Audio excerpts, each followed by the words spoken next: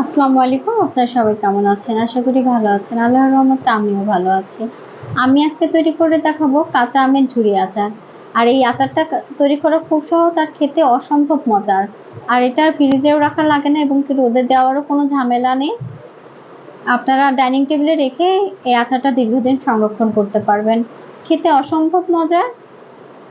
তো আমরা মূল রেসিপিতে চলে যাব। আর যার আগে আপনাদের কাছে আমার রিকোয়েস্ট, আমার ভিডিওটা ভালো লেগে থাকলে অবশ্যই আমার ইউটিউব চ্যানেলটা সাবস্ক্রাইব করবেন এবং বেশি বেশি করে লাইক কমেন্ট শেয়ার করে দেবেন। আর পাশে থাকার বেল বাটনটা অন করে রাখবেন যাতে আমি এরকম সুন্দর সুন্দর ভিডিও দেওয়ার সাথে সাথে আপনাদের কাছে নোটিফিকেশন পৌঁছে যায়।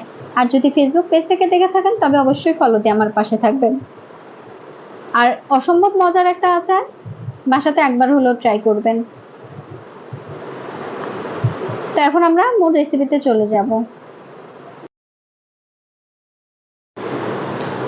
ঝুরি আচারের জন্য এই যে দেখতে পাচ্ছেন আমি আম একদম ঝুরি ঝুরি করে কেটে নিয়েছি। কাঁচা আম ফুরিয়ে যাওয়ার আগেই চেষ্টা করবেন এই আচারটা তৈরি করা, কারণ আচারটা খেতে অনেক মজা।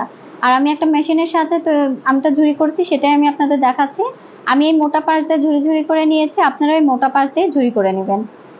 দেখতেই পাচ্ছেন একদম ঝুরি ঝুরি করা এখানে। আর এখানে আমি আমের যে রসটা ছিল রসটা চিপে ফেলে দিয়েছি। এর মধ্যে কোনো রকম আমের রস নেই, একদম শুকনা শুকনা।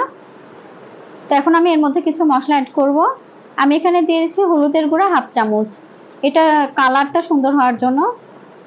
আর এখানে মরিচের গুঁড়া দিয়ে দিচ্ছি আমি 1.5 চামচ। আর দিয়ে দিচ্ছি স্বাদ মতো লবণ। আর দিয়ে দিচ্ছি আমি এখানে 1/2 কাপ চিনি দিয়ে এখন খুব ভালো করে সবকিছু আমি মিশিয়ে নিব। এই আচারটা যে কি পরিমাণ খেতে মজা, যখন খাবেন তখনই বুঝবেন, আসলে অনেক মজার একটা আচার।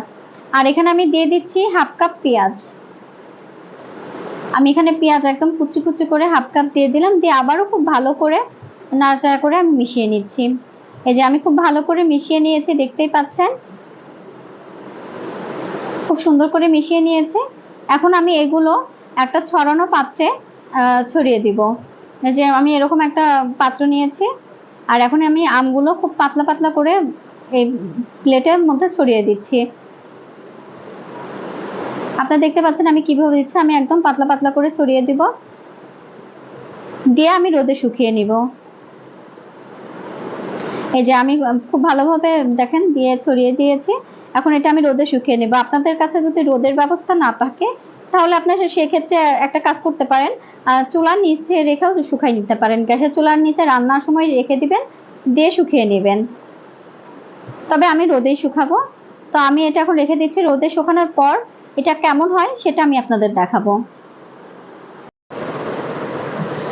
এই যে দেখেন আমি খুব ভালোভাবে রোদে শুকিয়ে নিয়েছি, দেখতে পাচ্ছেন একদম মচমচে করে শুকিয়ে নিয়েছি। তবে খুব বেশি আবার একদম শুকিয়ে মচমচে করা যাবে না, হাতের মধ্যে নিলে যেন একটু সফট মনে হয়, সে পর্যায়ে বুঝে নিতে হবে যে এটা হয়ে গিয়েছে। তো দেখতেই পাচ্ছেন আমার খুব ভালোভাবে শুকানো হয়ে গিয়েছে। এখন এর মধ্যে আমি তেল গরম করে দিব। তো এখন এটা আমি এক সাইডে রেখে তেলটা গরম করে নিচ্ছি। এই যে আমি একটা কড়াইয়ে তেল দিয়েছি, দিয়ে তেলটা একটু গরম করে নিয়েছি। আর এখানে আমি দিয়ে দিলাম 4টা শুকনো মরিচ।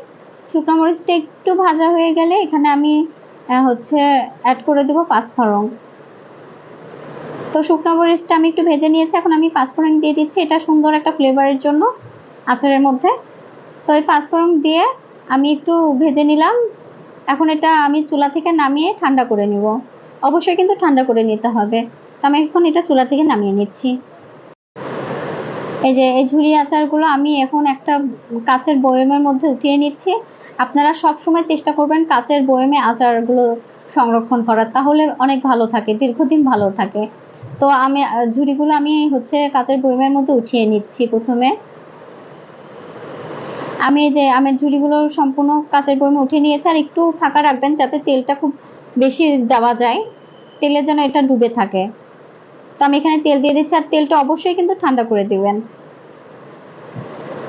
তো আমি একটু একটু করে এখানে তেল দিয়ে দিচ্ছি। আর আমার আজকের এই ভিডিওটা কেমন লাগলো অবশ্যই কিন্তু আমাকে কমেন্টসে জানাবেন। আর আমার ভিডিওটা ভালো লেগে থাকলে অবশ্যই আমার ইউটিউব চ্যানেলটা সাবস্ক্রাইব করবেন এবং বেশি বেশি করে লাইক কমেন্ট শেয়ার করে দিবেন। আর যদি ফেসবুক পেজ থেকে দেখে থাকেন তবে অবশ্যই ফলো দিয়ে আমার পাশে থাকবেন। এখন আমি তেলটা দিয়ে পুরো আমের আচারটা ডুবিয়ে রাখবো। অবশ্যই কিন্তু তেলে ডুবিয়ে রাখবেন, নয়তো উপরে কিন্তু ফাঙ্গাস পড়ে যাবে। তেলে ডুবিয়ে রাখবেন, এতে হচ্ছে আপনার রোদেও দেওয়া লাগবে না, ফ্রিজেও রাখা লাগবে না, আপনি বাহিরে রেখেই দীর্ঘদিন সংরক্ষণ করতে পারবেন এই আচারটা। আর এটা যত দিন যাবে এর স্বাদটা ততই বেড়ে যায়, খেতে অনেক ভালো লাগে। এই যে আমি সম্পূর্ণ আচার তেলের মধ্যে এভাবে ডুবিয়ে দিলাম, আপনারাও এইভাবেই তেলের মধ্যে সম্পূর্ণটুকু ডুবিয়ে রাখবেন।